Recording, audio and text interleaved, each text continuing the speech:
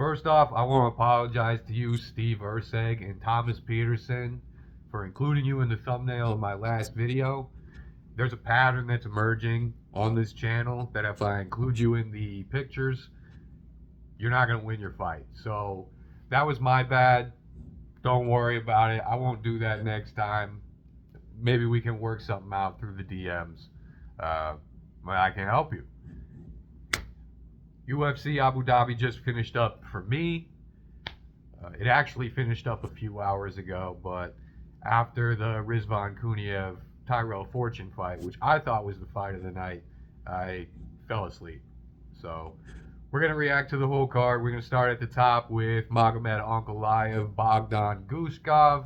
There's not much to say about this fight. Boring exchange for the first 3 rounds. Magomed started to pick it up in the 4th. In the 5th, he was able to catch Bogdan Gushkov, get him on the ground, and get him out of there. Bogdan was running around the outside of the cage, staying out of range, without any setup, trying to find a spot for that right hand. It was, like I said in my predictions video, he really had nothing else other than the threat of the right hand. Magomed got it done by KO in round 5. We predicted that he was going to get it done by KO. I think this fight is completely meaningless for Magomed Ankalaev, and I don't think it pushes him any closer to a title shot. If anything, I think it probably pulls him away, because the commentary, while both praising Ankalaev, they couldn't help talk about how boring the fight was. And Ankalaev getting booed in Abu Dhabi, that takes something. It takes a lot to get that crowd going. Co-main event of the night was Steve Urseg versus Ramazan Temirov. Again, I apologize, Steve Urseg. As soon as the fight started, Ramazan Temirov came in and he threw a spinning kick that knocked Urseg all the way to the cage, and I went, fuck. This thing is real. My bad, Steve. Steve got back up. He tried to be as in there as he could, throwing decent combinations, but he didn't have the speed. All he had was the reach and the size, and he was too slow. Ramazan Temirov got it done. That little guy's got power. The flyweight division is the best division. It's so crazy. There's a lot of good new blood on this card, which is one thing I can say about it. It really wasn't a bad card for a event headlined by Ankalaev and Bogdan Gushkov, but Ramazan Temirov gets it done. We got another power puncher at 125, shaking things up at the top 10 now. So big fan of Ramazan Temirov going forward. Featured fight of the night, originally Islam Dulatov versus Wellington Turman. Wellington Turman, he glitched out. He went back to the character screen. Islam Dulatov had to pull out because they couldn't find another NPC in time for him to fight. So what became the featured fight of the night was the people's main event, John Pork versus Damian Shepetsky.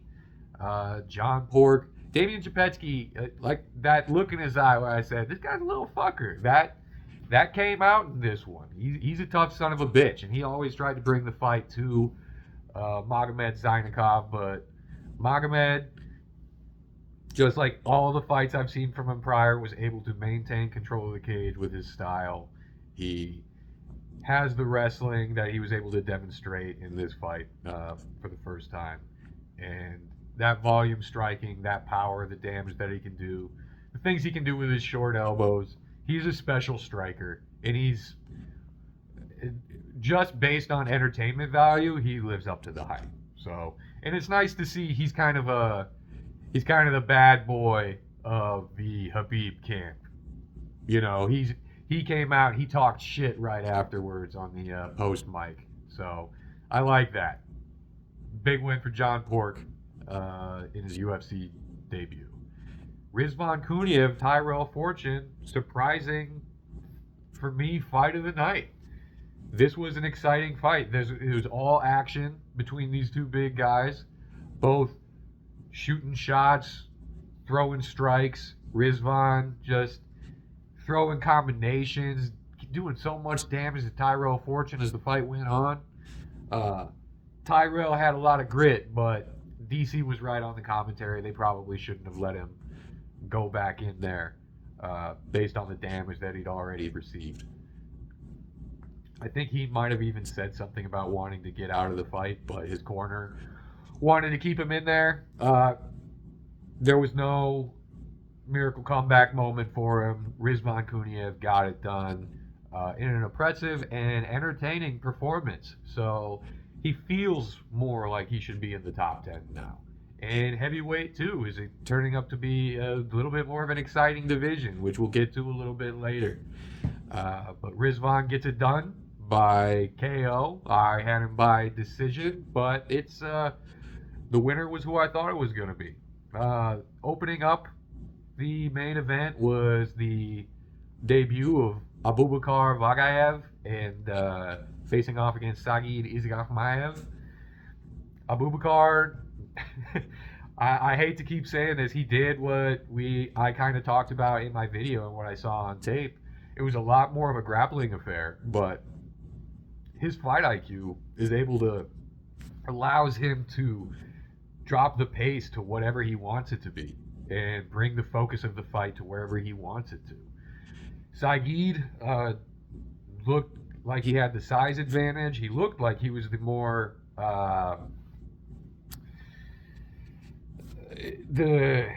present fighter on the walk-in. And I do like that, he didn't show up with the Khabib or Islam in the corner. They had a guy that looked like Islam. And when he was losing the first 2 rounds, in the 3rd round, they said, just fucking get him out of there. Do whatever you can. Die in there if you have to. Which, if it was Khabib, he probably would have said he was already up the first 2 rounds and he could coast and take it easy. But Abubakar shows that he's got really good fight IQ. Let's see how far he goes in the division. I think someone with that kind of fight IQ is pretty exciting. He doesn't look like the most physical, and he won't put the most entertaining fights. I mean, exciting as an addition to the talent pool. But good job to Abubakar. We had him by decision, and he wins by decision.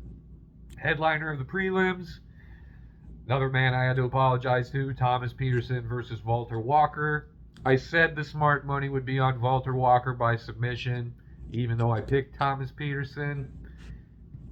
If it ain't broke, don't fix it. Because Walter Walker gets his 5th straight submission victory in a row at heavyweight. Thomas Peterson fought for dear life to get away from that heel hook, but in the end, he just crawled across the cage to find himself in a calf slicer. Walter Walker gets him out of there, gets on the calls out Herb Dean. Walter Walker, I cannot deny you anymore. I don't know if I can pick against you. You're the man. I think maybe, like any fight going forward, I'll just pick Walter Walker by submission. Probably in the 1st round. Congratulations. Again, sorry, Thomas Peterson. Next time, send me a DM. Maybe we can work something out. I can put a picture of your opponent in there. All right? Next fight down was Dustin Jacoby versus Mohamed Saikov. Now, this is one I really wanted to talk about because when I watched the tape, I saw Mohamed Saikov as being kind of slow. Like he had power, and it seems like he had enough precision in his striking to beat his opponents, but they didn't seem like they were very high caliber. This guy, he can keep his shitty ass hair. In fact, I think I'm going to start picking people when they have atrocious hair to come into fights, because he showed me that he is the real deal. He was so composed. I thought that he was like drunk when he was coming in or something, but that composure was misleading, and it turns out the guy is a very high level striker, and he's actually very fast. Dustin Jacoby could not find his range. He was able to keep backing him up, but every time that he would, Saikov would come forward with some front kick or a wheel kick or some fast, unorthodox strike that Dustin Jacoby would have to back away from. Eventually, Saikov was able to find the range and land some combinations, and he got Dustin Jacoby out of there at the end of the second round. Very impressive by Muhammad Saikov. This guy is cool, and he's one of my new agendas. He's one of my favorite fighters at light heavyweight now. I know it's only been one fight, but I like his style. Little drunken master type of thing. And he's got a little bit of wrestling, from what I understand. So let's get some fun matches for Muhammad Saikov. I'm a big fan. This is one I thought Dustin Jacoby would get done by KO, and it went to Muhammad Saikov by KO. Next fight down the card, I believe, was Sam Peterson versus Ismail Bonfim. Ismail Bonfim had nothing. This was a 10-8 of 10-8 rounds if it didn't get finished. Axel Sola is a problem. I love Axel Sola. What a coming out performance. Statement performance. After his last statement performance loss, he gets a statement performance win. Incredible. Just stopped the fight anywhere Ismail tried to bring it. Knocked him down while being held up against the cage. And was just so relaxed and composed. Looked like he was in a different weight class. Big brother to the big brother. And when he was able to get him out with that Darce choke, it looked like he was just practicing it. He just got that bicep, got that cool drop down with the fingers. Got Ismail Bonfim out of there. Really good performance by Axel Sola. Can't wait for his next match. What do we got right after that? Before that, we had... am I forgetting? Did I talk about Sam Patterson versus Santiago Ponzinibbio? He knocked him out right away. We said it was going to be a knockout. It was a knockout. I think it was in the beginning of round 2. Sorry, this was a hit job. Sam Patterson was supposed to win. Sam Patterson won. Magomed Tuchalov versus Brenson Ribeiro. When he found his rhythm in round 2, Magomed Tuchalov took over this fight. I have cats. Magomed Tuchalov took over this fight in round 2. But round 1, he didn't know a way to take control of the fight or to bring a fight to Brenson Ribeiro, which was kind of disappointing to see. Brenson Ribeiro got some damage off. He definitely won that round, and when he cut under Magomed's eye, it really shook him. It was almost like he'd never seen his own blood before on the stool. His corner had to kind of get him back into the fight with a little pep talk, a little tough love, and he got back in there. There were several times I feel like he could have finished the fight.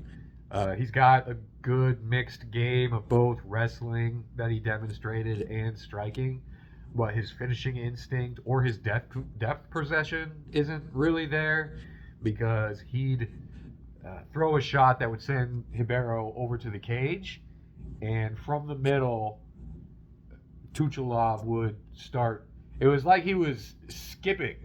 He was throwing these knees like he was playing a UFC video game where they were nowhere near about to land, and he couldn't help it. It was like a reflex. He'd send him to the cage, and he'd throw flying knee that would end up like 2 feet away from Brenson Ribeiro. But he gets it done. Maybe this is the last dance for Brenson Ribeiro. Let's see what else comes from Magomed Tuchalov. See if he can keep those knees from bouncing so much in his next fight. Second fight of the night, Narulo Aliev versus Mike Davis. Mike Davis came in there looking like Beneil Dariush, and Aliev came out of there looking like Khabib. Aliev's wrestling and tenacity and ground control is looks like it's going to be a problem for the division. This is another, if it ain't broke, don't fix it kind of thing. Aliev is not finishing these fights, but he is grinding them out, turning them into the fight that he wants. That's something that's always impressive, even if it's not the most entertaining.